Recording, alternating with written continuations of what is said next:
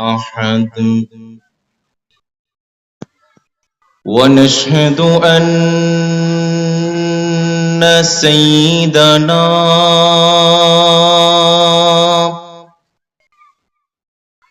ونبينا وحبيبنا ومولانا محمد الذي أرسله بالحق بشيرا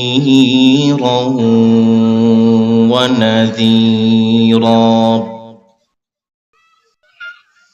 وداعيا إلى الله بإذنه وسراجا منيرا.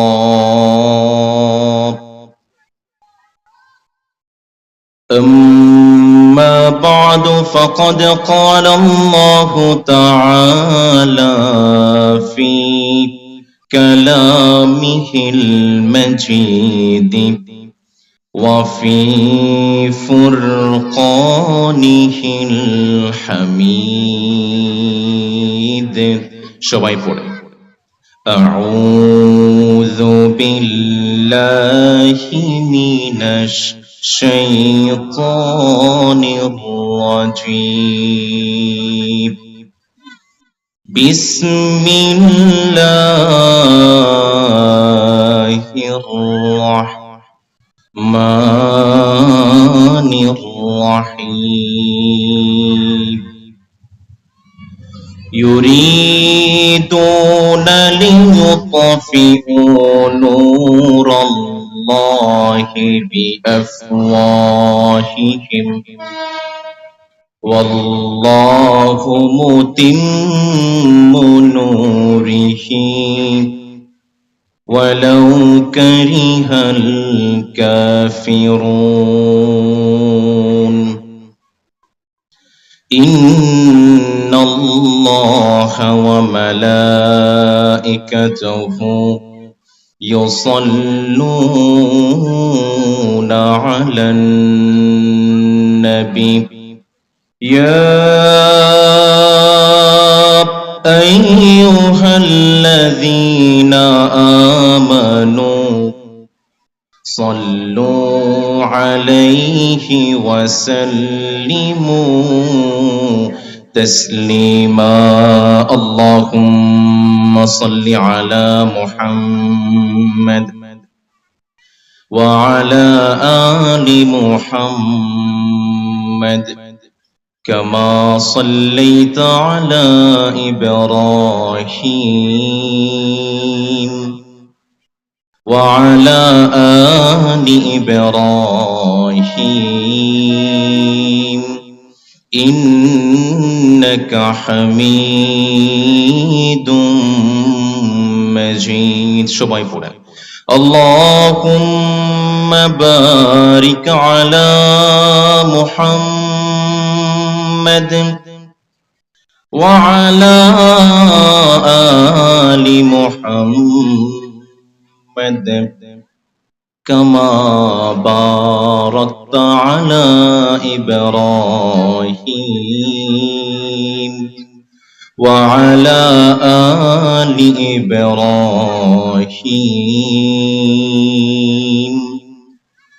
إنك حميد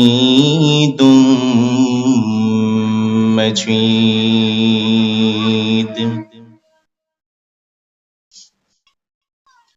দাও খোদা দাও আমায় আবার ওমর দারাজ দিল। দাও খোদা দাও আমায় আবার ওমর দারাজ দিল। দাও আলীর মতো বীর সেনানী, আলীর মতো বীর সেনানী জগতে নিখিল দৌ খোদা দাও আমায়াবান ওমর দারজ দিল দৌ খোদা দাও আমায়াবান ওমর দারজ দিল হামজাকে দাও ঘরে ঘরে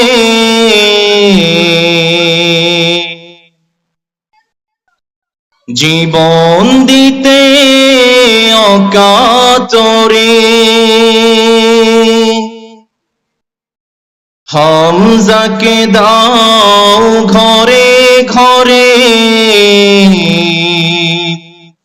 জীবন দিতে অকাতরে আমার কাবা ভাঙতে আমার ইসলাম ভাঙতে পাছাওয়াবিল দৌ খোদা দাও আমায়াবান উমর দারজ দিল দৌ খোদা দাও আমায়াবান উমর দারজ দিল সচ্চাই মান দিয়ে পাছাও শত সাহাবা তাদের দেখে বিশ্ব আবাদ বলো কি মারহাবা আবার পাছাও আবু বকর ফিতনা ফাসাদ শোক সম আবার বাঁচাও আবু বকর ফিতনা ফাসাদ শোক সম অনড় চলে পাহাড় সম অনড় চলে পাহাড় সম দাও সে মনের মিল দৌ খোদা দাও আমায়াবান ওমর দারজ দিল দৌ খোদা দাও আমায়াবান ওমর দারজ দিল বাংলাদেশের দ্বিতীয় বৃহত্তম নগর বাণিজ্যিক রাজধানী প্রাচ্যের রানী চট্টগ্রামের দক্ষিণ পাহাড়তলি ঝর্ণাপাড়া মজলিসুস সালেহিন যুব কাফেলার উদ্যোগে তাফসীরুল কোরআন মাহফিল। আজকে এই মাহফিলের সম্মানিত প্রধান মেহমান সাইয়্যিদুনা ওয়া মুকাররিমুনা হাজার আলিমের উস্তাদ আসাতিদুল উলামা আওলাদ রাসূল আলহাজ হযরত মাওলানা আনোয়ার হোসেন তাহের জাবিরি আল মাদানী হাফিজাহুল্লাহ। আল্লাহ প্রিয় শেখকে সালামতে মাহফিল আসার তৌফিক আমরা পড়ি আমিন। আজকে আরো সম্মানিত অতিথি হয়ে এসেছেন, প্রধান মেহমান হয়ে এসেছেন হযরত মাওলানা মামুনুর রশিদ নূরী হাফিজাহুল্লাহ।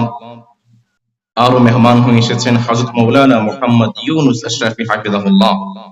যারাই মেহমান হয়ে এসেছেন রব্বুল আলামিন সবাইকে দ্বীনের একনিষ্ঠ খাদেম করুন, আমরা পড়ি আমিন। এটাই এই মাঝে সর্বপ্রথম মাহফিল। আমি শুনেছি দীর্ঘ 15 বছর ফেসিস্টের দোসর যারা ছিল তারা এই মাহফিলে, এই মাঝে কোন মাহফিল, কোন কোরআনের প্রোগ্রাম করতে দেয়নি। আপনাদের এই মাঠের পাশে একটা মাদ্রাসা ছিল, ফেসিস্টের কিছু পান্ডা সেই মাদ্রাসাকে ভেঙে দিয়েছে, ঠিক কিনা? প্রিয় যুবক ভাইয়েরা, যারা এই কোরআনের বাগানটাকে সাজিয়েছেন, আল্লাহ তাআলা প্রত্যেকটা যুবককে হামজা হিসেবে কবুল করুন, আমরা পড়ি আমিন। প্রত্যেকটা যুবককে আল্লাহ তাআলা আলিম হিসেবে কবুল করুন, আমরা পড়ি আমিন। উপস্থিত হযরত উলামায়ে কেরাম, জাতির রাহবার, বিভিন্ন স্কুল, কলেজ, বিশ্ববিদ্যালয়, বিভিন্ন সম্মানিত শিক্ষকবৃন্দ, আমার প্রাণ প্রিয় শিক্ষার্থী ভাইয়েরা, আমাদের জন্য দিনরাত কাজ করা সম্মানিত শ্রমিক এবং কৃষক ভাইয়েরা, জাতির বিবেক ও আয়না, সম্মানিত সাংবাদিক বৃন্দ, পর্দার অন্তরায় থেকে শুনছেন আমার সম্মানিতা ও শ্রদ্ধেয়া মা এবং বোনেরা, প্রাণ প্রিয় পাহাড়তলী তথা চট্টগ্রামবাসী, আপনারা সবাই কেমন আছেন? আলহামদুলিল্লাহ, আমিও ভালো আছি। চারদিকে সবুজের সমারোহ, উঁচু নিচু পাহাড় টিলা, গহীন অরণ্য আর ঝর্ণাধারা। প্রাচ্যের রানী, বাংলাদেশের দ্বিতীয় বৃহত্তম নগর এবং বাণিজ্যিক রাজধানী, এই পূর্ণভূমিতে এই মাহফিলে কোরআনের আয়োজন করতে পেরে আপনারা খুশি না বেজার? আমরা সবাই খুশি, পরিমাণও বেশি। রবের দরবারে আকাশ বাতাস কাঁপিয়ে গলার সর্বোচ্চ আওয়াজ দিয়ে শুকরিয়া জ্ঞাপন করছি। আমরা পড়ছি আলহামদুলিল্লাহ, আরো পড়ছি রব্বানা লাকাল হামদ হামদান কাসীরা তাইয়্যিবা মুবারাকান ফীহি। আমরা প্রশংসা করেছি কার? সব সময় প্রশংসা করবেন কার? আল্লাহ তুমি তৌফিক দান, আমরা পড়ি আমিন। নবী করিম সাল্লাল্লাহু আলাইহি ওয়াসাল্লাম জানিয়েছেন, শেষ জামানায় যখন দাজ্জাল চলে আসবে, পৃথিবীর প্রত্যেকটা খাবারের ভান্ডার, প্রত্যেকটা খাদ্য ভান্ডার দাজ্জালের হাতে থাকবে। সাহাবায়ে কেরাম নবী করিম সাল্লাল্লাহু আলাইহি ওয়াসাল্লামকে প্রশ্ন করলেন, নবী, সমস্ত খাদ্য ভান্ডার যদি দাজ্জালের হাতে থাকে, মুসলমানরা কি খাবে? মুমিনরা কি খাবে? নবী করিম সাল্লাল্লাহু আলাইহি ওয়াসাল্লাম জানিয়েছেন, শেষ জামানায় যখন মুসলমান তাকবীর পড়বে, তাহলিল পড়বে, তাসবিহ পড়বে, এই তাকবীর, তাহলিল এবং তাসবিহ গুলো মুসলমানদের খাদ্যনালী দিয়ে পেটে প্রবেশ করবে আর মুসলমানদের সমস্ত খাবারের ক্ষুধাগুলোকে মালিক মিটিয়ে দেবে। এজন্য সব সময় তাকবীর পড়বো কার? বিগত কিছু দোসররা তারা বলতে সাহস করেছিল, লিল্লাহি তাকবীর, আল্লাহু আকবার, এটা নাকি নির্দিষ্ট কিছু রাজনৈতিক দলের স্লোগান। নাউযুবিল্লাহ পড়বেন না? তারা এটাও বলেছিল এটা নাকি বিতর্কিত স্লোগান। আমরা তার জবাব এভাবে দিয়েছিলাম, যারা জন্মের পরে বিতর্কিত অবস্থায় আল্লাহু আকবারের তাকবীর না শুনে পৃথিবীতে এসেছে, তারাই কেবল আল্লাহু আকবারের তাকবীরকে বিতর্কিত স্লোগান বলতে পারে। আমরা বলেছি, তোমাদের যাদের তাকবীর ভালো লাগে না, তোমাদের পরিবারকে বলে যাও, তোমাদের ফ্যামিলিকে বলে যাও, যেন মৃত্যুর পরে তোমাদেরকে কবরে না দিয়ে শ্মশানে পোড়ায়। এখনো বাংলাদেশের বিভিন্ন আনাচে কানাচে দেখা যাচ্ছে কোরআনের মাহফিল গুলোকে বন্ধ করে দেওয়ার সেই ষড়যন্ত্র চলছে, আবারও তাকবীরটাকে বন্ধ করে দেওয়ার ষড়যন্ত্র চলছে। আমরা বলছি, বিগত দোসর যারা ছিল, ফেসিস্ট যারা ছিল, তাদের থেকে শিক্ষা নাও, তাদের থেকে শিক্ষা নাও কিভাবে ছাত্র জনতা তোমাদেরকে বাংলার জমিন থেকে বিতাড়িত করেছে। তাদের থেকে যদি শিক্ষা না নাও, একই পথে তোমরা হাঁটো, কোরআনের মাহফিল গুলোকে বন্ধ করতে চাও, যে ছাত্র জনতা ফেসিস্ট সরকারকে বিদায় করতে পেরেছে, তোমাদেরকেও বিদায় করতে এক মুহূর্ত সময় নেবে না। ভালো হয়ে যাও। এই লিল্লাহি তাকবীর, এটা কোন নির্দিষ্ট রাজনৈতিক দলের স্লোগান নয়, এটা হচ্ছে আবু বকরের স্লোগান, এটা হচ্ছে ওমরের স্লোগান, এটা হচ্ছে হামজার স্লোগান, এটা হচ্ছে আলীর স্লোগান, এটা হচ্ছে পুরো বিশ্বের 200 কোটি মুসলমানের স্লোগান। মুসলমান এই স্লোগান নিয়ে বাঁচতে চায়। যুগে যুগে মুসলমান লিল্লাহি তাকবীরের ধ্বনি দিয়ে কাফেরদের তখ্ত তাউসকে ধ্বংস করেছে। আমরাও সেই তাকবীর নিয়ে বাঁচতে চাই। চিল্লায়ে বলেন ঠিক কিনা? এজন্য তাকবীর পড়বো কার? আমি একটু দেখতে চাই চট্টগ্রামের এই পাহাড়তলী ভাইদের হৃদয়ে, ভাইদের গলায় রবের প্রতি কতটা ভালোবাসা আছে। আমি পড়বো লিল্লাহি তাকবীর, আপনারা পড়বেন আল্লাহু আকবার। রাজি আছেন না ইনশাআল্লাহ? আমি পড়ছি লিল্লাহি তাকবীর, লিল্লাহি তাকবীর, লিল্লাহি তাকবীর। প্রিয় ভাইরা আমার, আজকে কোন রকম ভূমিকা না গিয়ে সরাসরি কোরআন আল কারীম থেকে কথা শুনতে চাই। আজকে আমাদের আলোচনার বিষয়বস্তু হচ্ছে বর্তমান বিশ্বে ইসলামী খেলাফতের সম্ভাবনা কতটুকু, বাংলাদেশে ইসলামী খেলাফত এর সম্ভাবনা কতটুকু। প্রিয় যুবক ভাইরা যারা মাহফিলের আয়োজন করেছেন, যুবক ভাইদের করণীয় কি? ইসলামী খেলাফা প্রতিষ্ঠায় যুবকদের করণীয় কি জানার দরকার কম না বেশি? বর্তমান বিশ্বে সবচেয়ে শক্তিধর এবং সবচেয়ে সভ্য যে রাষ্ট্রটির নাম আমরা জানি, তার নাম হচ্ছে আমেরিকা। প্রথমে একটু জেনে নেই বর্তমান আমেরিকাতে শাসন ব্যবস্থার অবস্থা কেমন।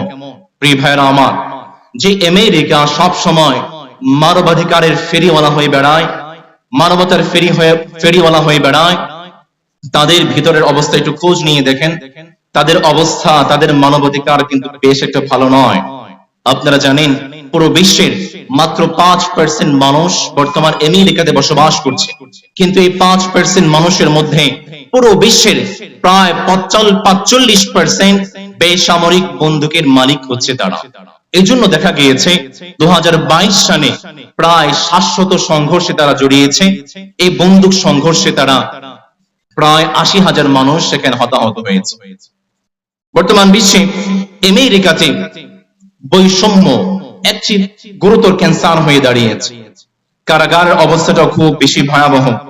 বর্ণবাদ বর্তমান মার্কিন যুক্তরাষ্ট্রের একটি ভয়াবহ ক্যান্সার। মার্কিন যুক্তরাষ্ট্রে মাদক এতটাই দ্রুত প্রচার হচ্ছে, প্রত্যেক বছর মাদকের অপব্যবহারের ফলে আমেরিকাতে প্রায় 1 লক্ষ মানুষ মৃত্যুবরণ করছে। এটা হচ্ছে বর্তমান পৃথিবীর সবচেয়ে সভ্য, সবচেয়ে ডেভেলপ, সবচেয়ে ইনরিচড একটা কান্ট্রি, একটা দেশের চিত্র। এবার দেখি নবী করিম সাল্লাল্লাহু আলাইহি ওয়াসাল্লাম যে ইসলামী খেলাফা প্রতিষ্ঠা করেছিলেন, যে ইসলামী রাষ্ট্র প্রতিষ্ঠা করেছিলেন, তার অবস্থা কেমন ছিল। বর্তমান বিশ্বে সমাজ বিজ্ঞানীরা বলছে প্রায় 16টি সভ্যতা বর্তমান পৃথিবীতে এসেছে। এই 16টি সভ্যতার মধ্যে সবচেয়ে শ্রেষ্ঠ সভ্যতার নাম তারা দিয়েছে গ্রিক সভ্যতা, যে সভ্যতা অ্যাথেন্স শহরকে ঘিরে গড়ে উঠেছিল। সেই অ্যাথেন্স শহরে জনসংখ্যা ছিল 3 লক্ষ। আমার প্রিয় চট্টগ্রামের ভাইয়েরা, যদি আমার কথা বুঝে থাকেন, গ্রিক সভ্যতা যখন বিনির্মাণ হয়েছে অ্যাথেন্স শহরে, তখনকার জনসংখ্যা কত ছিল? আরো জোরে বলেন, কত? 3 লক্ষ জনসংখ্যার মধ্যে 1 লক্ষ ছিল কৃতদাস। গ্রিক সভ্যতা বলছে কৃতদাসের গ্রিক সভ্যতা বিনির্মাণে কোনো অবদান নেই। আর 1 লক্ষ ছিল নারী। গ্রিক সভ্যতা বলছে নারীদের কোনো প্রাণ নেই, নারীদের কোনো অবদান নেই। 50,000 ছিল শিশু, বৃদ্ধ এবং কিশোর। গ্রিক সভ্যতা বলছে এদেরও গ্রিক সভ্যতা বিনির্মাণে কোনো অবদান নেই। তার মানে মাত্র 50,000 জনসংখ্যা নিয়ে গ্রিক সভ্যতা বিনির্মাণ হয়েছে। অন্যদিকে নবী করিম সাল্লাল্লাহু আলাইহি ওয়াসাল্লাম যে ইসলামী রাষ্ট্র প্রতিষ্ঠা করেছিলেন ইয়াথরিবে, বর্তমানে মদিনা, এই মদিনাতে তৎকালীন সময়ে জনসংখ্যা ছিল 50,000। 50,000-এর মধ্যে মুসলমানদের জনসংখ্যা ছিল মাত্র 10,000, বাকি 40,000 ছিল ইহুদি, খ্রিস্টান এবং অন্য ধর্মাবলম্বী। নবী করিম সাল্লাল্লাহু আলাইহি ওয়াসাল্লাম এই 50,000 মানুষের মধ্যে একজন নারীকেও তিনি বাদ দেন নাই, একজন কিশোরকেও তিনি বাদ দেন নাই, একজন অমুসলিমকেও তিনি বাদ দেন নাই। আল্লাহর হাবিব সাল্লাল্লাহু আলাইহি ওয়াসাল্লাম 50,000 জনসংখ্যার মধ্যে প্রত্যেকটা মানুষের অধিকার পরিপূর্ণভাবে আদায় করে নবী করিম সাল্লাল্লাহু আলাইহি ওয়াসাল্লাম পৃথিবীর প্রথম ইসলামী রাষ্ট্র প্রতিষ্ঠা করেছিলেন। এবার প্রিয় চট্টগ্রামের ভাইয়েরা, প্রশ্ন করছি, বুঝে শুনে উত্তর করবেন, যে গ্রিক সভ্যতা নারীদের অধিকার হরণ করেছে, কৃতদাসদের অধিকার হরণ করেছে, শিশু, কিশোর এবং বৃদ্ধদের অধিকার হরণ করেছে, সেই সভ্যতা শ্রেষ্ঠ নাকি যেই সভ্যতা নবী করিম সাল্লাল্লাহু আলাইহি ওয়াসাল্লাম বিনির্মাণ করেছিলেন প্রত্যেকটা মানুষের অধিকার আদায়ের মাধ্যমে, সেই সভ্যতা শ্রেষ্ঠ? কোনটা, 1 নাকি 2? কোনটা, 1 নাকি 2? এই ছিল নবী করিম সাল্লাল্লাহু আলাইহি ওয়াসাল্লামের ইসলামী খিলাফতের অবস্থা। এবার আমরা হাদিসকে প্রশ্ন করলাম, হাদিস আবু বকর রাদিয়াল্লাহু তাআলা আনহুর খিলাফতের অবস্থা কেমন ছিল বলো। হাদিস আমাদেরকে কত সুন্দর করে জানিয়ে দেয়, আবু বকর রাদিয়াল্লাহু তাআলা আনহু যখন খিলাফতে অধিষ্ঠ হয়েছেন, আবু বকর রাদিয়াল্লাহু তাআলা আনহু তার অফিসের বাইরে একটা লিস্ট তিনি তৈরি করলেন। মদিনার যত অসহায় মানুষ আছে, মদিনার যত বৃদ্ধ মহিলা আছে, প্রত্যেকটা মানুষের নাম সেখানে তিনি টাঙিয়ে দিলেন। আর সালাতের পরে সাহাবায়ে কেরামদেরকে জানিয়ে দিলেন, আমার প্রিয় সাহাবারা, যে মানুষদের নামগুলো টাঙিয়ে দিয়েছি, তোমরা সবাই সেই মানুষদের দায়িত্ব গ্রহণ করবে, তাদের যে প্রয়োজনগুলো আছে সেই প্রয়োজনগুলো তোমরা পূরণ করবে। প্রত্যেক সাহাবী প্রত্যেকটা মানুষকে নিয়ে নিয়েছে। ওমর রাদিয়াল্লাহু তাআলা আনহু তৎকালীন সময়ে মদিনাতে ছিলেন না, সফরে মদিনার বাহিরে ছিলেন। ওমর যখন মদিনাতে আসলেন, এসে দেখতে পেলেন আবু বকর বিধবা নারীদের একটা লিস্ট তিনি টাঙিয়ে দিয়েছেন, কিন্তু প্রত্যেকটা নামের সাথে সাহাবায়ে কেরামদের নাম যুক্ত হয়ে গিয়েছে। ওমর খুঁজতে লাগলেন কোন একজন নারীর নাম কি বাকি আছে নাকি। তিনি দেখতে পেলেন সর্বশেষ নিচে একটা নাম দেখা যায়, যে নামের শেষে এখন পর্যন্ত কোন সাহাবীর নাম জুটে নাই। ওমর ভাবতে লাগলেন এটাই তো সুযোগ, তাহলে আগামীকাল সকালে বিধবা নারীর বাড়িতে আমি চলে যাব। ওমর রাদিয়াল্লাহু তাআলা আনহু পরের দিন ফজরের সালাত আদায় করার পরে সেই বিধবা নারীর বাড়িতে চলে গেলেন, গিয়ে দরজার মধ্যে কড়া নাড়লেন আর বললেন, মা, আপনার কি লাগবে বলেন, আপনার কাজগুলো করে দেওয়ার জন্য আমি ওমর হাজির হয়ে গিয়েছি। বুড়িমা ভিতর থেকে জবাব দিয়ে দেয়, বাবা, প্রতিদিন যে মানুষটা আমার কাজগুলো করে দেয় সেই মানুষটা তো আজকেও কাজ করে দিয়ে চলে গিয়েছে, আমার কোনো কাজের দরকার নেই। ওমর মনে মনে ভাবতে লাগলেন, ফজরের পরে আসলাম, হয়তো দেরি হয়ে গিয়েছে, কালকে তাহলে ফজরের সালাতের আগে চলে আসব। ওমর রাদিয়াল্লাহু তাআলা আনহু পরের দিন ফজরের সালাতের আগে চলে এসেছেন। বুড়িমার বাড়িতে ছক ছক করে বললেন, মা, কি লাগবে বলেন, আপনার কাজগুলো করে দেওয়ার জন্য আমি ওমর চলে এসেছি। বুড়িমা ভিতর থেকে জবাব দিয়ে দেয়, বাবা, প্রতিদিন যে মানুষটা আমার কাজগুলো করে দেয় সেই মানুষটা তো আজকেও কাজগুলো করে দিয়ে চলে গিয়েছে, আমার কোনো কাজের দরকার নেই। ওমর মনে মনে ভাবতে লাগলেন, সর্বনাশ, ফজর আগে আসলাম তাও বুঝি পেলাম না, তাহলে আগামীকালকে তাহাজ্জুদের সালাতের পরেই চলে আসব, তাহলে হয়তো পেতে পারি। পরের দিন ওমর তাহাজ্জুদের সালাত আদায় করার পরে বুড়িমার বাড়িতে চলে গেলেন, গিয়ে গজার মধ্যে কড়া নেড়েছেন আর বলতে লাগলেন, মা, কি লাগবে বলেন। বুড়িমা ভিতর থেকে আজকেও জবাব দিয়ে দেয়, বাবা, যে মানুষটা আমাকে প্রতিদিন কাজ করে দেয় সেই মানুষটা তো আজকেও কাজ করে দিয়ে চলে গিয়েছে, আমার কোনো কাজের দরকার নেই। ওমর মনে মনে ভাবতে লাগলেন, কি ব্যাপার, এত গভীর রাতে বুড়িমার বাড়িতে কে কাজ করে দেয়, আমাকে খুঁজতে হবে। পরের দিন বুড়িমার বাড়ির পেছনে একটা ঝোপের মধ্যে ওমর লুকিয়ে আছেন। গভীর রাতে বুড়িমার বাড়িতে কে কাজ করে দেয় সেটা খোঁজ করতে হবে। তিনি ঝোপের মধ্যে লুকিয়ে আছেন, হঠাৎ করে দেখতে পেলেন কে যেন টিপ টিপ করে পা ফেলে বুড়িমার বাড়ির দিকে যায়। ওমর রাদিয়াল্লাহু তাআলা আনহু পিছন থেকে জড়িয়ে ধরলেন। যখন ওমর পিছন থেকে জড়িয়ে ধরেছেন, তিনি বুঝতে পারলেন এ তো আর কেউ নয়, এ তো হচ্ছে আমার বন্ধু মদিনার খলিফা, এ তো হচ্ছে আমার বন্ধু ইসলামী রাষ্ট্রের খলিফা আবু বকর রাদিয়াল্লাহু তাআলা আনহু। ওমর রাদিয়াল্লাহু তাআলা আনহু প্রশ্ন করলেন, আবু বকর, গভীর রাতে বুড়িমার বাড়িতে কাজ করছো, তুমি তো খলিফা, পুরো মুসলিম বিশ্বের খলিফা তুমি, বুড়িমার বাড়িতে কাজ করে দাও, সবই বুঝলাম, কিন্তু তোমার পায়ে জুতা কোথায় আবু বকর? আবু বকর রাদিয়াল্লাহু তাআলা আনহু জবাব দিয়ে দিলেন, ওমর রে, আমার পায়ে জুতা নাই, তার কারণ হচ্ছে আমি যদি জুতা পরি তাহলে কিছু ঠক ঠক সাউন্ড হতে পারে, আওয়াজ হতে পারে।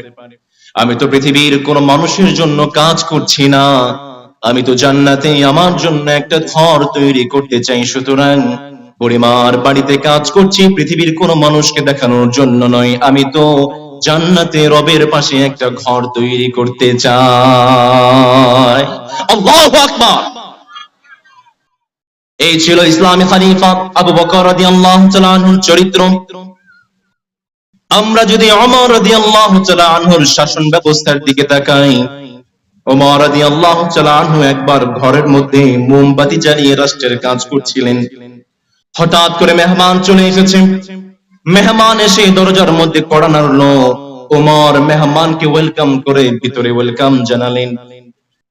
আর তিনি যে মোমবাতি জ্বালিয়ে কাজ করছিলেন সেই মোমবাতিটা বন্ধ করে আরেকটা মোমবাতি তিনি জ্বালিয়ে দিয়েছেন। মেহমান অবাক হয়ে বললেন, ওমর, তুমি তো একটা মোমবাতি জ্বালিয়ে কাজ করছিলে, সেই মোমবাতিটা বন্ধ করে আরেকটা মোমবাতি জ্বালানোর কি প্রয়োজন ছিল রে ওমর? ওমর রাদিয়াল্লাহু তাআলা আনহু জবাব দিয়ে দিলেন, মেহমান, আমি তো রাষ্ট্রের টাকায় কেনা মোমবাতি জ্বালিয়ে রাষ্ট্রের কাজ করছিলাম, কিন্তু তুমি তো রাষ্ট্রের মেহমান নও, তুমি তো আমার মেহমান। সুতরাং রাষ্ট্রের টাকায় কেনা মোমবাতি দিয়ে তোমার মেহমানদারি নয়, বরং আমার টাকায় কেনা মোমবাতি দিয়ে আজকে তোমার মেহমানদারি করতে চাই। আজকে যদি আমরা ওমর রাদিয়াল্লাহু তাআলা আনহুর মতো একজন খলিফা পেয়ে যেতাম, একজন শাসক আমরা পেয়ে যেতাম, বাংলার কোন নাস্তিক, বাংলার কোন জালিম, বাংলার খেটে খাওয়া মানুষের টাকা বিদেশে পাচার করার সাহস পেত না।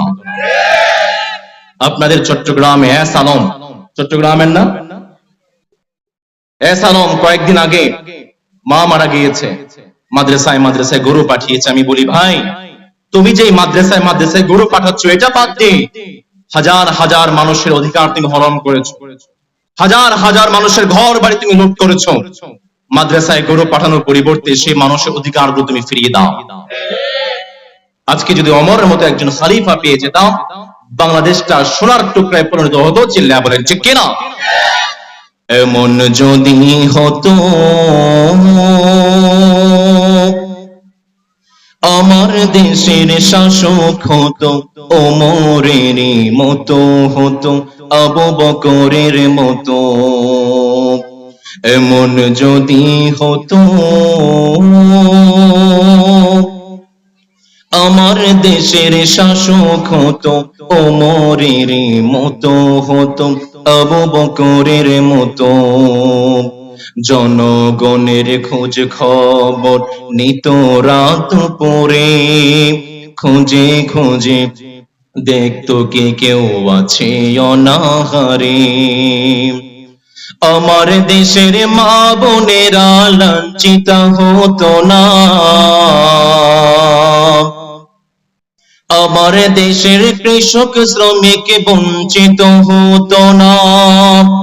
ধনী গরিব ভালোবাসার জীবন ফিরে পেত, যদি আমার শাসক হতো ওমরের মতো, হতো আবু বকরের মতো। পড়েন, এমন যদি হতো আমার দেশের শাসক হতো ওমরের মতো, হতো আবু বকরের মতো। চিল্লায়া বলেন ঠিক কিনা? ইসলামী খিলাফতের ব্যবস্থা এত চমৎকার, প্রত্যেকটা মানুষের অধিকার সেখানে নিশ্চিত করা হয়েছে। এরপরও আপনি যখন বাংলার জমিনে ইসলামী খিলাফতের কথা বলবেন, আপনি যখন বাংলার জমিনে ইসলামী শাসন ব্যবস্থার কথা বলবেন, কিছু কিছু মানুষের গায়ে চুলকানি কম না বেশি? আরো আস্তে বলেন, কম না বেশি? কিছু কিছু মানুষের গায়ে চুলকানি শুরু হয়ে যায়। ইসলামী খিলাফতের কথা শুনলে কিছু কিছু মানুষের গায়ে চুলকানি শুরু হয়ে যায়। কারণটা কি?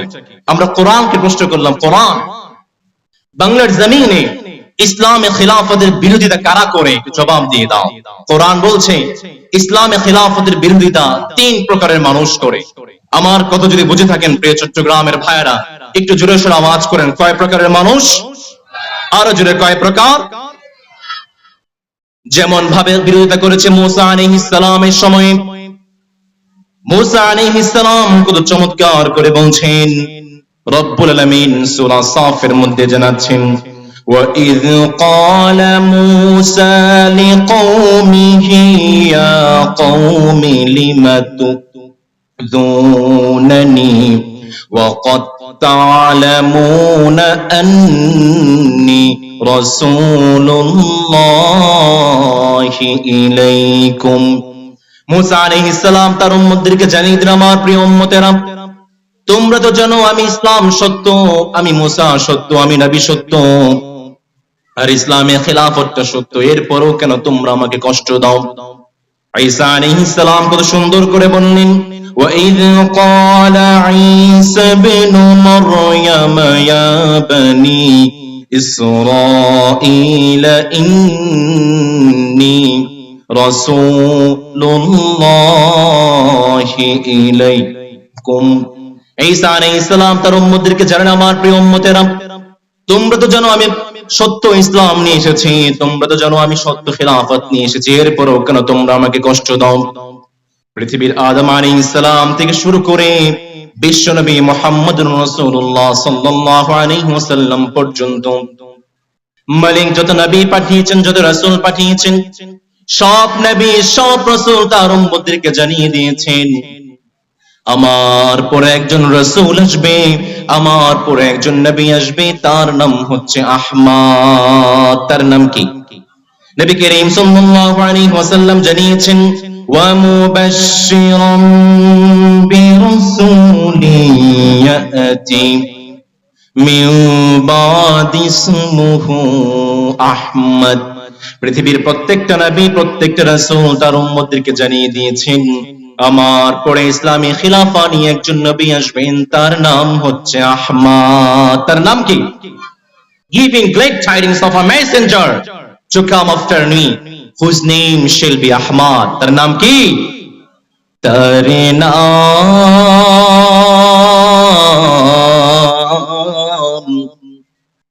আহমদ বড় বিশ্বস্ত।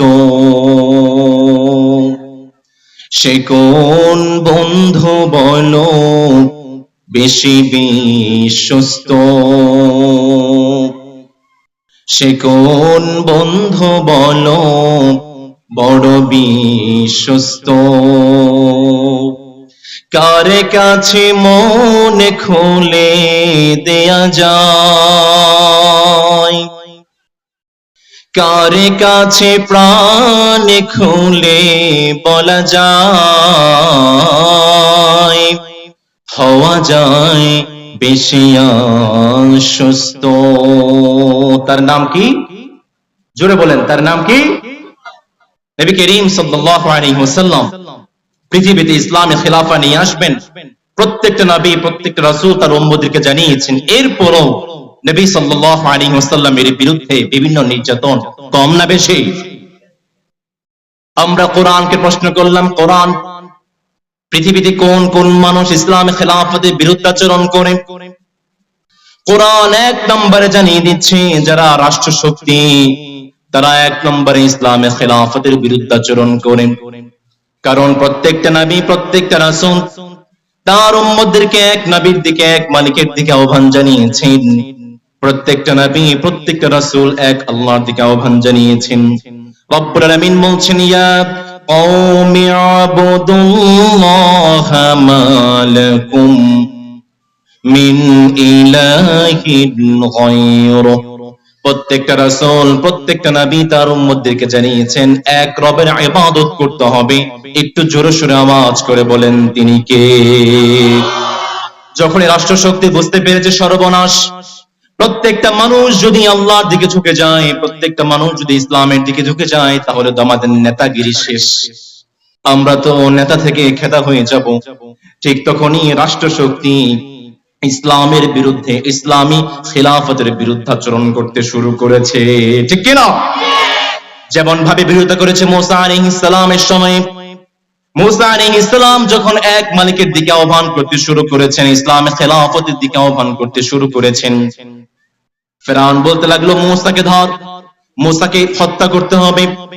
মুসা আলাইহিস সালাম তার মিশর থেকে ভাগতে শুরু করলেন, সামনে নীল নদ, পিছনে ফেরাউনের বাহিনী, কোন দিকে যাবেন? মুসা আলাইহিস সালামের উম্মতরা বলে মুসা কোথায় নিয়ে আসলেন? সামনে নীল নদ, পিছনে ফেরাউনের বাহিনী, যেদিকে যাই সেখানেই তো হত্যা। মুসা আলাইহিস সালাম জবাব দিয়ে দিলেন রব্বি সায়াহদিন, আমার প্রিয় উম্মতেরা, যে রবের দাওয়াত দেওয়ার জন্য এসেছি সেই রব কখনোই আমাদেরকে একা ছেড়ে দেবেন না। যেমন ভাবে বিরোধিতা করেছে আসিয়া রাদিয়াল্লাহু তাআলা আনহা। আসিয়া রাদিয়াল্লাহু তাআলা আনহা যখন কালেমা পড়ে মুসলমান হয়ে ইসলামী শাসন ব্যবস্থা অন্তর্ভুক্ত হয়ে গিয়েছেন, ফেরাউন বলতে লাগলো আসিয়া আমি হচ্ছি দেশের রাজা, তুমি হচ্ছ রানী, তুমি কিভাবে কালেমা পড়ে মুসলমান হতে পারো? ইসলাম থেকে ফিরে আসো। আসিয়া রাদিয়াল্লাহু তাআলা আনহা জানিয়ে দিলেন ফেরাউন কোশ্চেন কেন সম্ভব নয়। ফেরাউন তাৎক্ষণিকভাবে সংসদে আইন পাস করে আসিয়ার দুইটা সন্তানকে জবাই করে ফেলেছে। ফেরাউন বলতে লাগলো, আসিয়া এখনো সময় আছে, ইসলাম থেকে ফিরে আসো, না হয় তোমার কিন্তু খবর আছে। আসিয়া রাদিয়াল্লাহু তাআলা আনহা জানিয়ে দিলেন, ফেরাউন তুমি আমার কি করবে জানি না, কিন্তু আমার রব আমার নাকের সামনে জান্নাতের ঘ্রাণটা তুলে ধরেছে। পৃথিবীতে আসিয়া রাদিয়াল্লাহু তাআলা আনহাকে ইসলামে খেলাফতের কারণে এতটা বেশি কষ্ট দেওয়া হয়েছে, এত বেশি নির্যাতন করা হয়েছে, পৃথিবীতে ইসলামে খেলাফতের কারণে অন্য কোনো মানুষকে এত বেশি কষ্ট দেওয়া হয় নাই। আপনারা তো মাছ ভাজি খান, লইট্টা ফ্রাই আপনারা খান না? আসিয়া রাদিয়াল্লাহু তাআলা আনহাকে মুহূর্তের মধ্যেই ভাজা তেলের মধ্যে ফ্রাই করে দেওয়া হয়েছে। রব্বুল আলামিন আসিয়া রাদিয়াল্লাহু তাআলা আনহাকে জানিয়ে দিয়েছেন, আসিয়া রে, ইসলামের জন্য এত কষ্ট করলি, খেলাফতের জন্য এত কষ্ট করলি, তার পুরস্কার স্বরূপ আমি রব আমার পাশে জান্নাতে তোর জন্য একটা ঘর বানিয়ে দিলাম।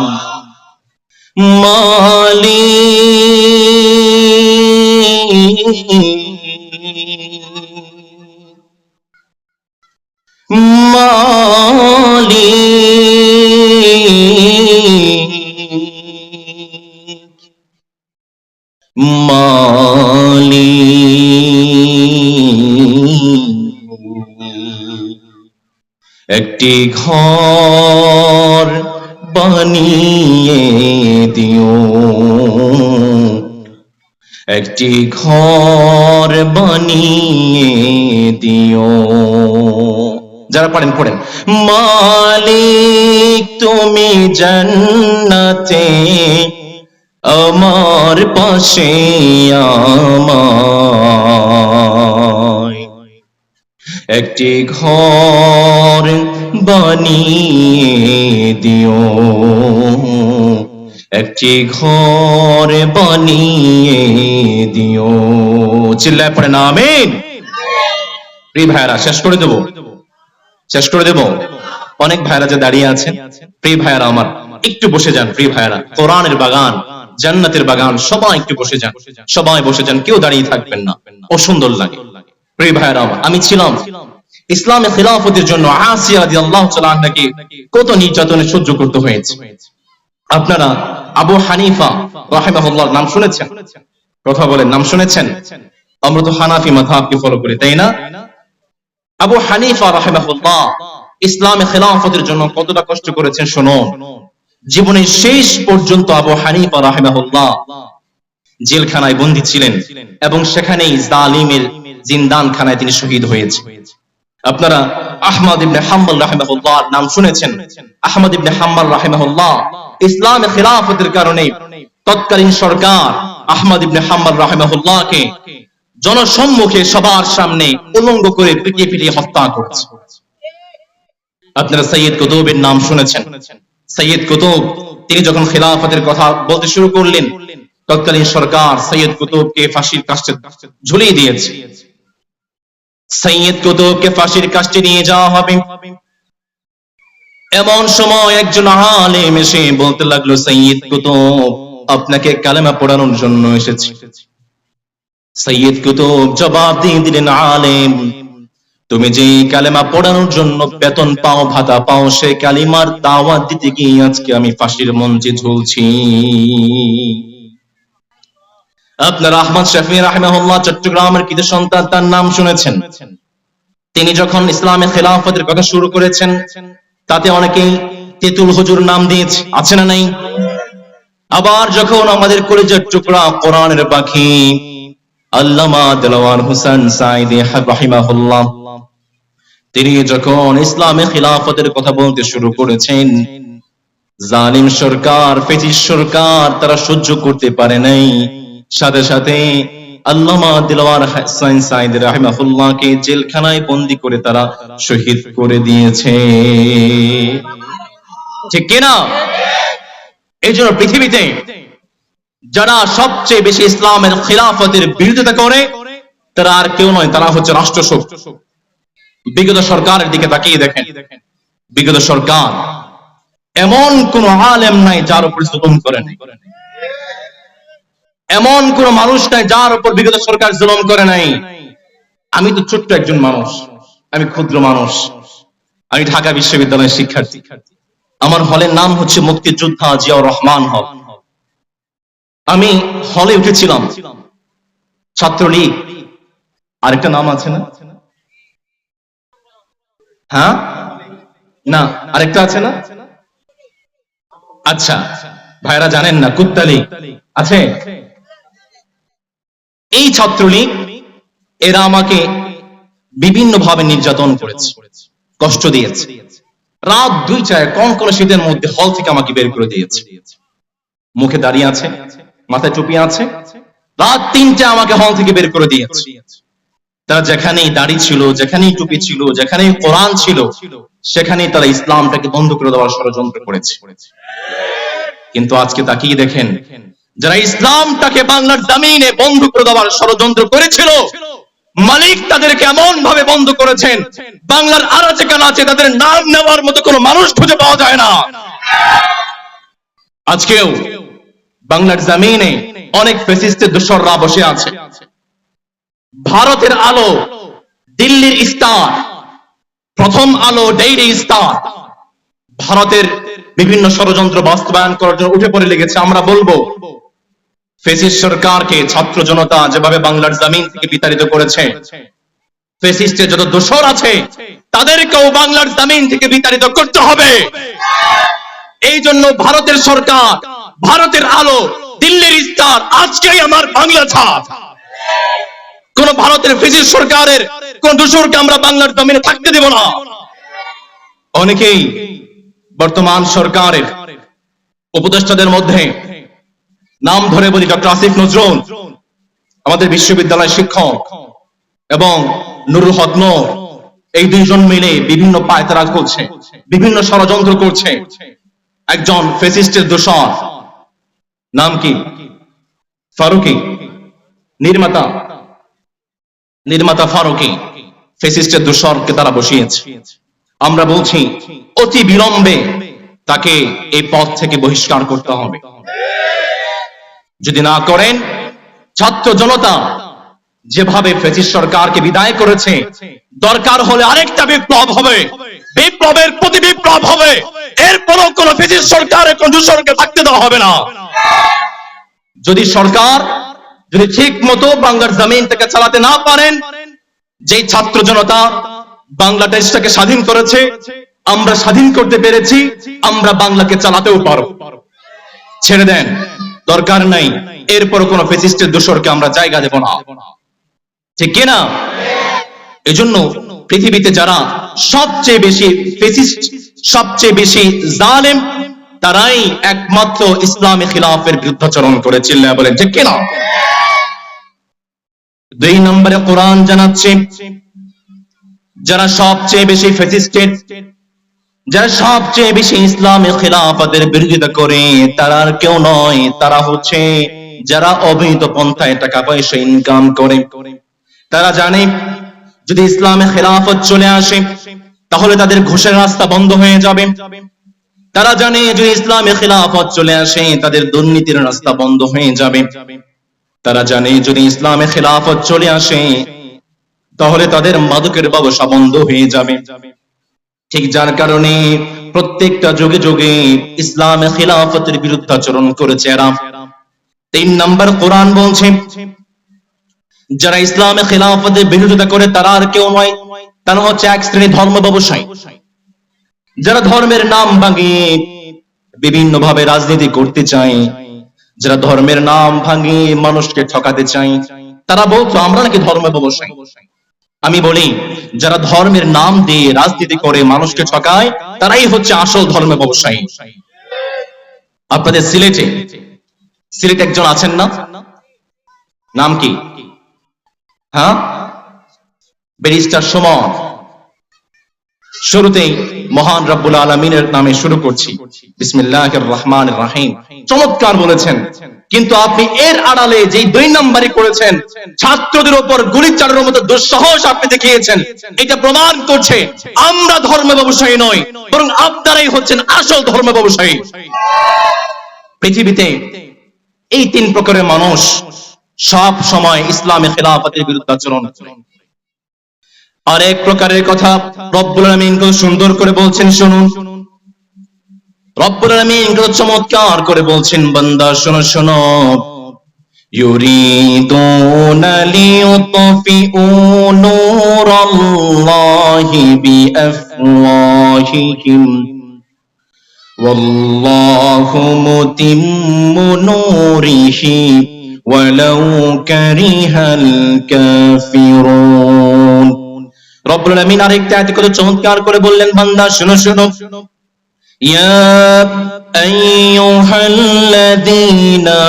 আমানু ইন্না কাসীরাম মিনাল আহবার والرهبان ليأكلون أموال الناس بالباطل ويصدون عن سبيل الله।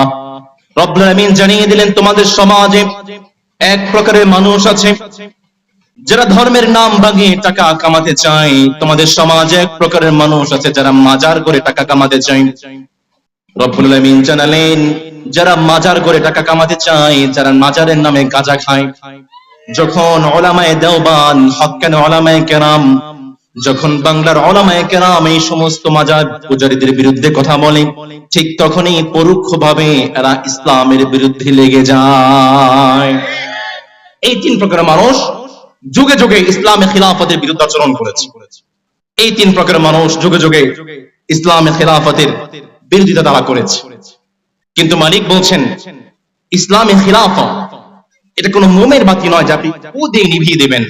এটা হচ্ছে কারেন্টের লাইট, যার সুইচ কার হাতে। আরো জোরে বলেন, যার সুইচ কার হাতে। এই জন্য দেখবেন পৃথিবীতে যুগে যুগে নবুয়তের দীপ শিখার সাথে কাফেরদের অগ্নিস্ফুলিঙ্গের সংঘর্ষ হয়েছে, কিন্তু কাফেরদের অগ্নিস্ফুলিঙ্গ নিভে গিয়েছে, আর নবুয়তের দীপ শিখা আজও জ্বলজ্বল করছে। ঠিক কিনা? ইসলাম শিখিয়েছে, অসত্যের কাছে কভু নত নাহি হবে সে, ভয়ে কাঁপে কাপুরুষ, ডরে যাইবে। ইসলামে খিলাফতের জন্য লড়তে রাজি আছে মুসলমান? কে কে রাজি আছে? তো হাত দেখতে চাই।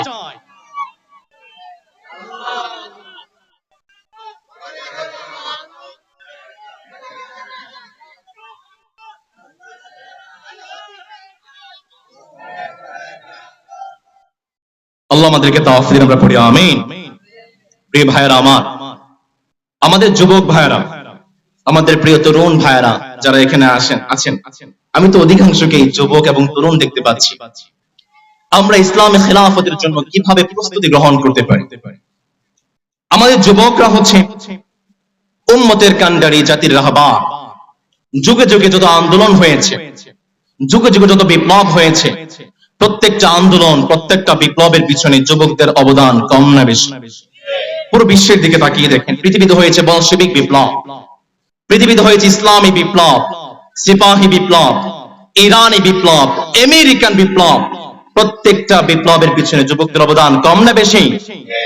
বাংলাদেশে আছেন 52-তে আমরা ভাষা আন্দোলন করেছি, আমার যুবক ভাই রাফিক জীবন দিয়েছে, আমার যুবক ভাই জব্বার জীবন দিয়েছে। 1954-তে আমরা বিপ্লব করেছি, 56-তে বিপ্লব করেছি, 62-তে আন্দোলন করেছি, 66-তে আন্দোলন করেছি, 69-এর আন্দোলন করেছি, সর্বশেষ 71-এ আমরা স্বাধীনতার যুদ্ধ করেছি। প্রত্যেকটা আন্দোলনে যুবকদের অবদান কম না বেশি? সর্বশেষ 24-এর স্বাধীনতা, সেখানেও যুবকদের অবদান কম না বেশি? এজন্য ইসলাম যুবকদেরকে অনেক সম্মানিত করেছে। আমরা যদি ইসলাম ইতিহাসটাকে দেখি, যুগে যুগে ইসলামে খিলাফতের জন্য যারা সবচেয়ে বেশি প্রাণ দিয়েছে তারা আর কেউ নয়, তারাই হচ্ছে যুবক। ইসলামে খিলাফতের জন্য সর্বপ্রথম যারা জীবন দিয়েছেন তাদের মধ্যে অন্যতম হচ্ছেন যারা সবচেয়ে বেশি কষ্ট সহ্য করেছেন, যারা সবচেয়ে বেশি নির্যাতন সহ্য করেছেন, তাদের মধ্যে অন্যতম হচ্ছেন বিলাল রাদিয়াল্লাহু তাআলা। ইসলামের জন্য যারা কষ্ট করেছেন তারা হচ্ছেন খাব্বাব রাদিয়াল্লাহু তাআলা। ইসলামের জন্য যারা কষ্ট করেছেন তারা হচ্ছেন ইয়াসির রাদিয়াল্লাহু তাআলা। ইসলামে খিলাফতের জন্য যারা জীবন দিয়েছেন তাদের মধ্যে অন্যতম হচ্ছে আমার বোন ইয়াসির রাদিয়াল্লাহু তাআলা। আবার পৃথিবীর শুরুতে, ইসলামের শুরুর যুগে ইসলামী খিলাফতের জন্য সবচেয়ে বেশি যারা কষ্ট সহ্য করেছেন, সবচেয়ে বেশি সহযোগিতা যারা করেছেন, তারা আর কেউ নয়, তারাই হচ্ছেন যুবক। যেমন ভাবে পৃথিবীর ইসলামের শুরুতে সর্বপ্রথম নবী করিম সাল্লাল্লাহু আলাইহি ওয়াসাল্লামের হাতে কালেমা পড়ে মুসলমান হয়েছিলেন যারা, তাদের মধ্যে অন্যতম হচ্ছেন 37 বছরের যুবক আবু বকর রাদিয়াল্লাহু তাআলা আনহু। ইসলামের প্রথম যুগে খিলাফতের সময়ে নবী করিম সাল্লাল্লাহু আলাইহি ওয়াসাল্লামের হাতে কালেমা পড়ে মুসলমান যারা হয়েছিলেন, তাদের মধ্যে অন্যতম ছিলেন 27 বছরের যুবক ওমর রাদিয়াল্লাহু তাআলা আনহু। ইসলামের শুরুতে যারা সর্বপ্রথম কালেমা পড়ে মুসলমান হয়েছেন, তাদের মধ্যে অন্যতম হচ্ছেন 8 বছরের যুবক আলী রাদিয়াল্লাহু তাআলা আনহু। ইসলামের প্রথম যুগে যারা কালেমা পড়ে মুসলমান হয়েছেন, তাদের মধ্যে অন্যতম হচ্ছেন 17 বছরের যুবক সাদ বিন নবী ওয়াক্কাস রাদিয়াল্লাহু তাআলা আনহু। ইসলামের প্রথম যুগে যারা সর্বপ্রথম খিলাফতের জন্য কায়েম হয়েছেন, তাদের মধ্যে অন্যতম হচ্ছেন 20 বছরের যুবক আব্দুর রহমান বিন আউফ রাদিয়াল্লাহু তাআলা আনহু। আর একজন যুবক 20 বছরের যুবক যায়েদ বিন হারিসা রাদিয়াল্লাহু তাআলা আনহু। এজন্য নবী করিম সাল্লাল্লাহু আলাইহি ওয়াসাল্লাম ইসলামের প্রথম থেকে শুরু করে প্রত্যেকটা যুবককে তার অধিকার সম্মান দিয়েছে, সর্বোচ্চ সম্মান দিয়েছে। আমার প্রিয় তরুণ এবং যুবক ভাইরা, মনে আসতে পারে এখনো তো দাঁড়িয়ে উঠলো না, ইসলামে খিলাফতের জন্য কি করব? সময় আছে, দাঁড়িয়ে ওঠো, বিয়ে করে বাচ্চা সন্তান হবে, এরপরে খিলাফতের জন্য কাজ করব। আমার প্রিয় তরুণ এবং যুবক ভাইরা, আমরা যে এখানে বসে আছি, এখান থেকে উঠে যাওয়ার কোন শক্তি আমাদের আছে কি নাই সেটা কি আমরা জানি? গতকালকের আগের দিন আমার এলাকায় 2 জন ছোট ছোট ছেলে বাইক অ্যাক্সিডেন্ট করে মারা গিয়েছে।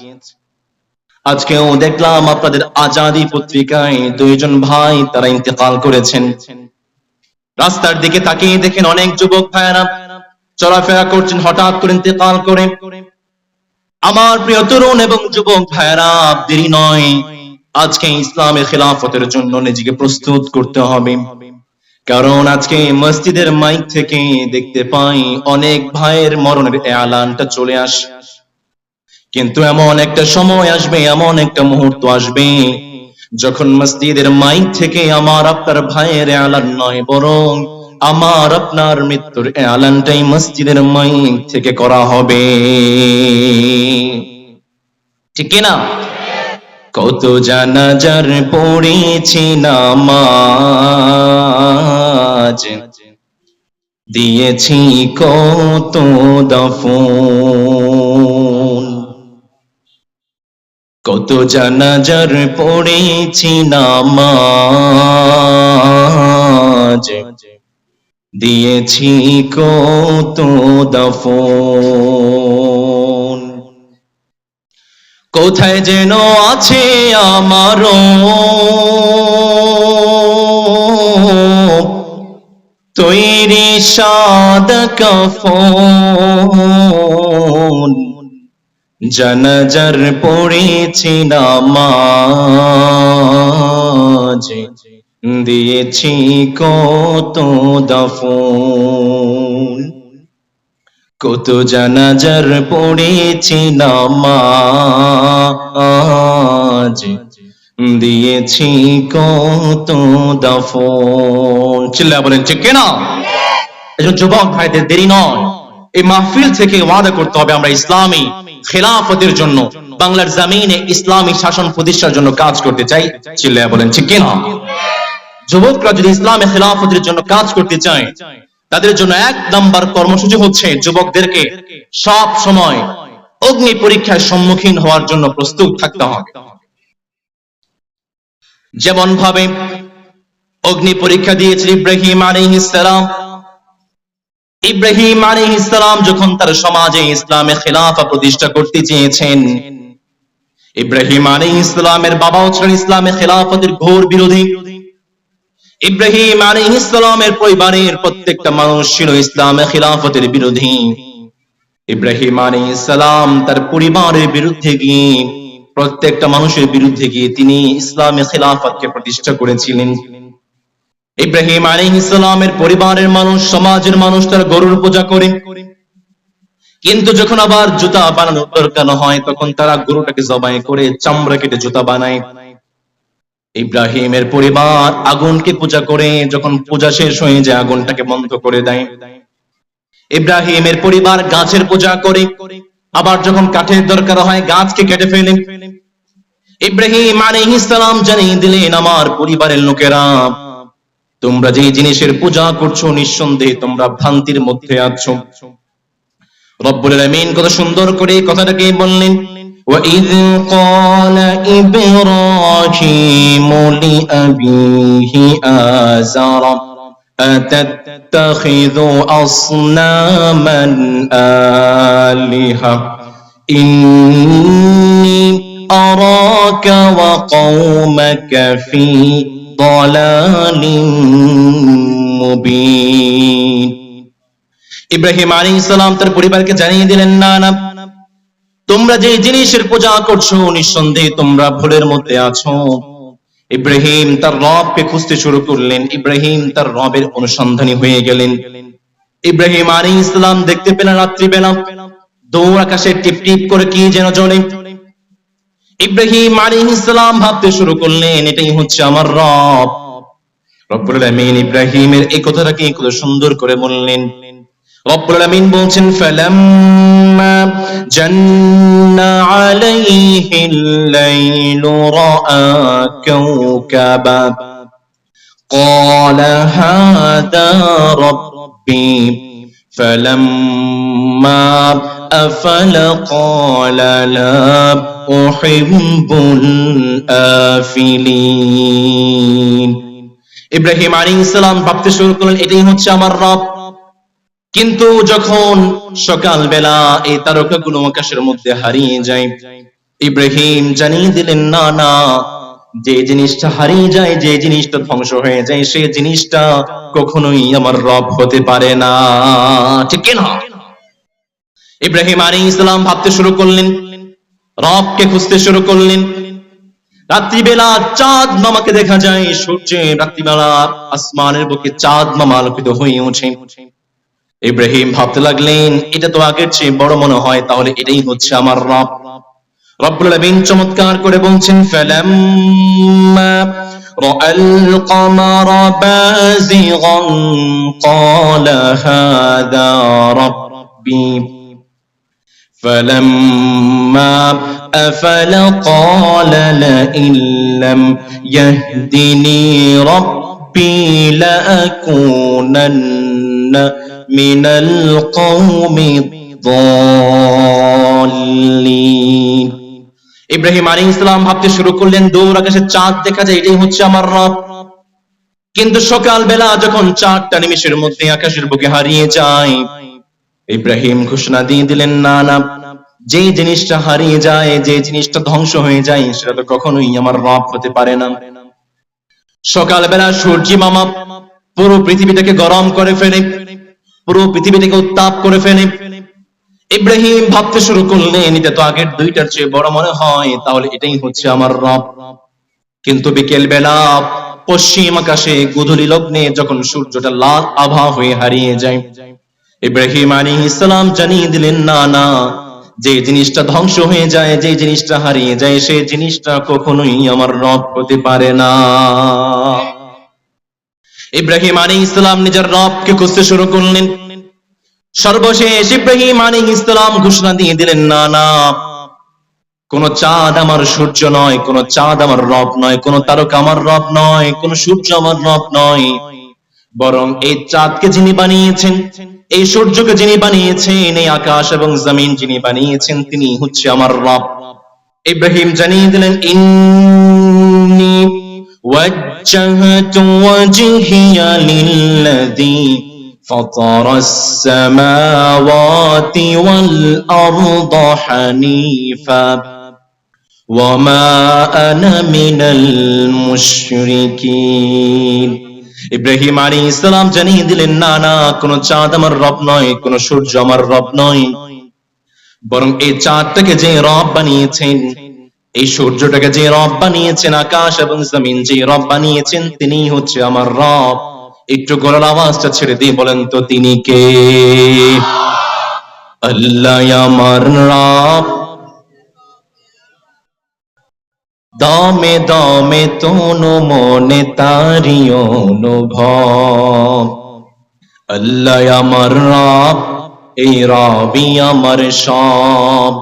দমে দমে তনু মনে তারি অনুভব। চিল্লায় আপনার আল্লাহু আকবার। ইব্রাহিম আলাইহিস সালাম যখন তার রবকে খুঁজে পেলেন, ইসলামে খিলাফতের দাওয়াত যখন ইব্রাহিম তার পরিবারকে দিতে শুরু করেছেন, নমরুদ বলতে লাগলো, কি রে ইব্রাহিম, তুমি কোন রবের দিকে আহ্বান করছো? মা আলিমতু লাকুম মিন ইলাহিন গায়রি, আমি নমরুদ ছাড়া আরো কোন রব আছে তা আমার মনে হয় না, আমি তো জানি না। ইব্রাহিম, তুমি আবার কোন রবের দিকে আহ্বান করো? তোমার রবের বৈশিষ্ট্যটা কি বলো? ইব্রাহিম আলাইহিস সালাম রবের বৈশিষ্ট্য বলতে শুরু করেছেন। ইব্রাহিম আলাইহিস সালাম এক নম্বরে রবের বৈশিষ্ট্য বললেন। ইব্রাহিম আলাইহিস সালাম তো চমৎকার করে বলেছেন, বান্দা শুনো শুনো। ক্বালা রাব্বুনাল্লাযী আ'তা কুল্লা শাইইন খালকাহু সুম্মা হাদা। ইব্রাহিম আলাইহিস সালাম জানিয়ে দিয়েছেন, আমার রব হচ্ছেন সেই সত্তা যিনি আমাদেরকে সব কিছু দান করেন। তিনি কে? দুই নম্বর, ইব্রাহিম আলাইহিস সালাম বলতে শুরু করলেন, ফালইয়াবুদু রাব্ব হাযাল বাইতিল্লাযী আত'আমাহুম মিন জু' ওয়া আমানাহুম মিন খাউফ। আমার রব হচ্ছেন সেই সত্তা যিনি আমাদেরকে ক্ষুধার সময় আহার দান করেন। আমার রব হচ্ছেন সেই সত্তা যিনি আমাদেরকে ভয়ের সময় আশার আলো জাগিয়ে দেন। জোরে সোরে আওয়াজ করে বলেন, তিনি কে? দিও তৃষ্ণা পেলে ঠান্ডা পানি, ক্ষুধা পেলে লবণ ভাত। আল্লাহ, এই গরিবের শোনো শোনো মুনাজাত। আল্লাহ, এই গরিবের শোনো শোনো মুনাজাত। চিল্লায় পড়েন আমিন। ইব্রাহিম আলাইহিস সালাম যখন রবের পরিচয় দিতে শুরু করেছেন, ইব্রাহিম বলতে শুরু করলেন, রব্বিয়াল্লাযী ইউহয়ী ওয়া ইউমীত, আমার রব হচ্ছেন সেই সত্তা যিনি মানুষকে জীবন দান করেন। আমার রব হচ্ছেন সেই সত্তা যিনি মানুষকে মরণ দেন। তিনি কে? নমরুদ বলে, তাই নাকি? তোমার রব মানুষকে জীবন দান করতে পারে, মরণ দান করতে পারে? আনা উহয়ী ওয়া উমীত, আমি তো মানুষকে জীবন দান করি, আমি তো মানুষকে মরণ দান। নাউযুবিল্লাহ পড়বেন না? নমরুদ সাথে সাথে জেলখানা থেকে দুইজন কয়েদিকে ধরে নিয়ে এসেছে। একজনের পেটে ধা করে ছুরি ঢুকিয়ে দিয়ে হত্যা করে ফেলেছে, আরেকজনকে বাঁচিয়ে দিয়েছে। নমরুদ বলে, দেখেছো, একজনকে জীবন দিলাম, আরেকজনকে মৃত্যু দিলাম। ইব্রাহিম বলে, তাই নাকি? আরেকটা কাজ আমার রব করতে পারে। আমার রব প্রতিদিন পূর্ব থেকে সূর্য উদিত করে পশ্চিম অস্ত দেয়। নমরুদ, তুমি যদি পারো, তোমার যদি এতটাই ক্ষমতা থাকে, আজকে থেকে আর পূর্ব থেকে নয়, বরং পশ্চিম থেকে সূর্যকে উদিত করে দেখাও। আল্লাহু আকবার। নমরুদ ফাবুহিতাল্লাযী কাফা, কিংকর্তব্য বিমূঢ় হয়ে গিয়েছে।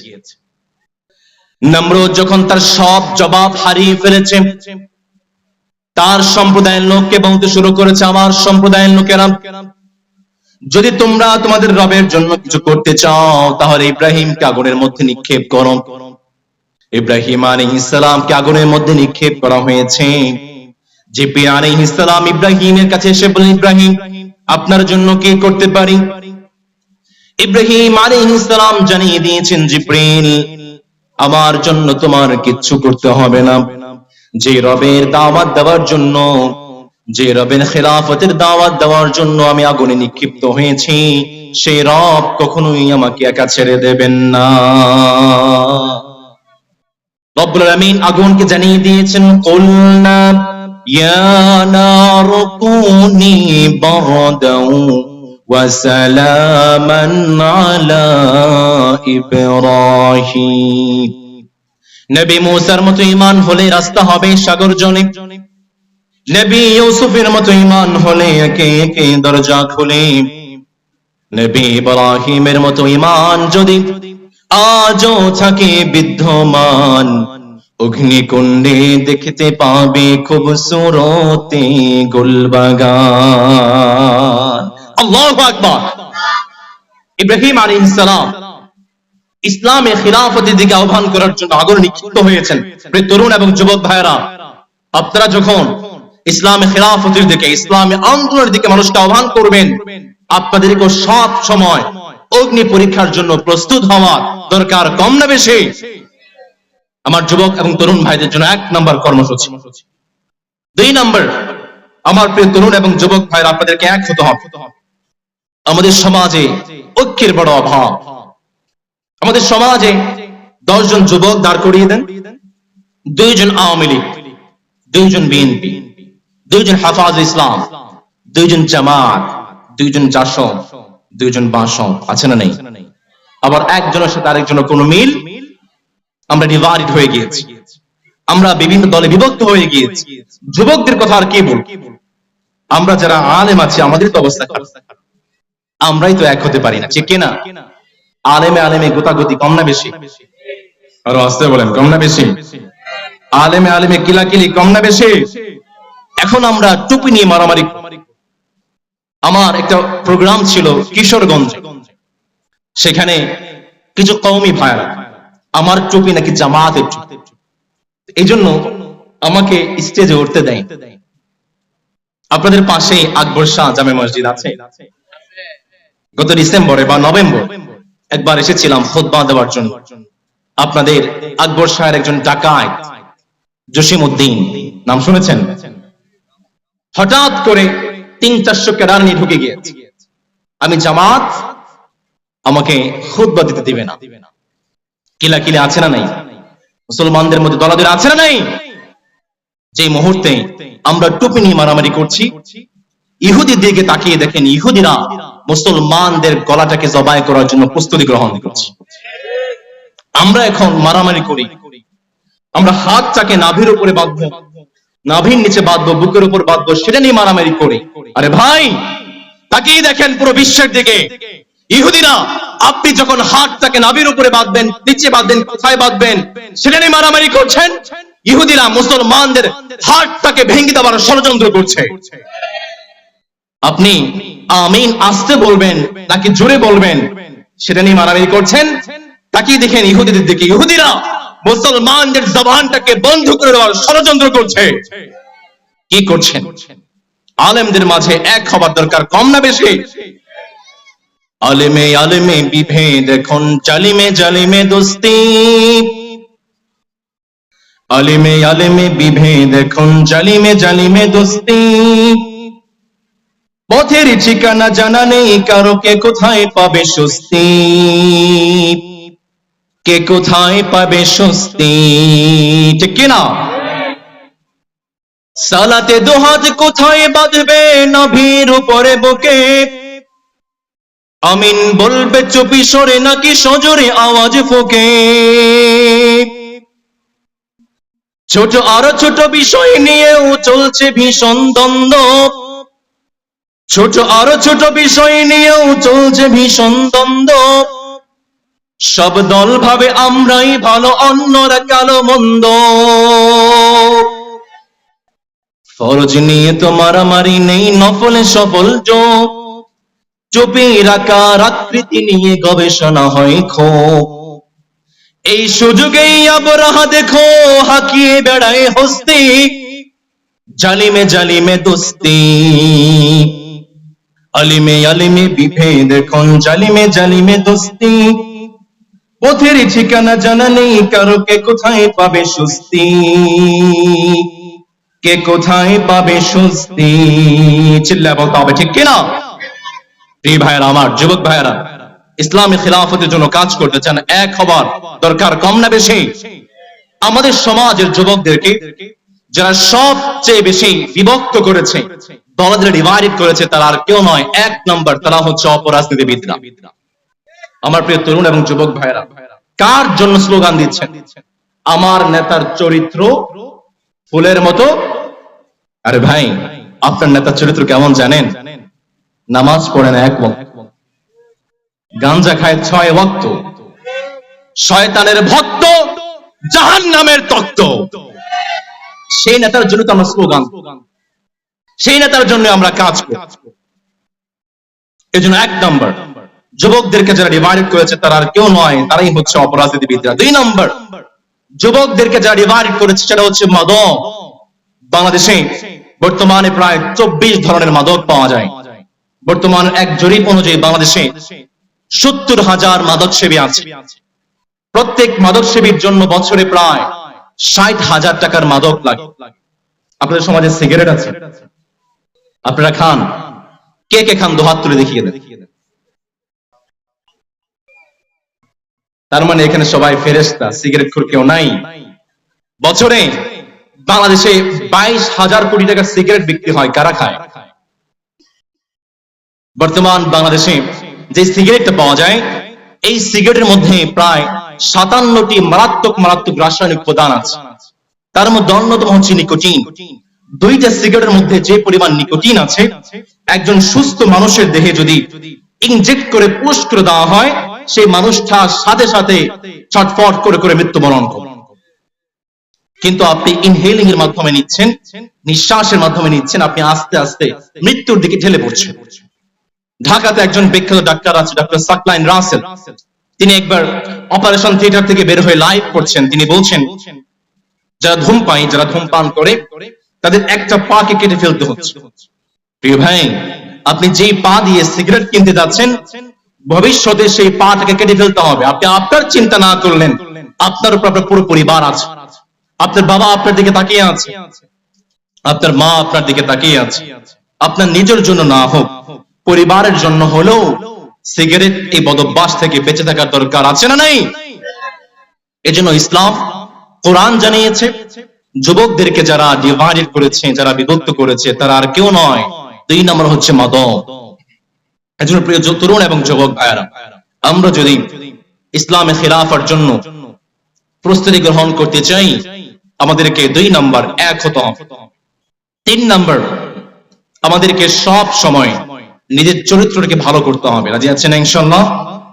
4 নম্বর, নবী করিম সাল্লাল্লাহু আলাইহি ওয়াসাল্লাম জানিয়েছেন, যারা ইসলামে খিলাফার জন্য প্রস্তুত গ্রহণ করতে চায়, তারা যেন সৎ কাজের আদেশ করে এবং অসৎ কাজ থেকে নিষেধ করে।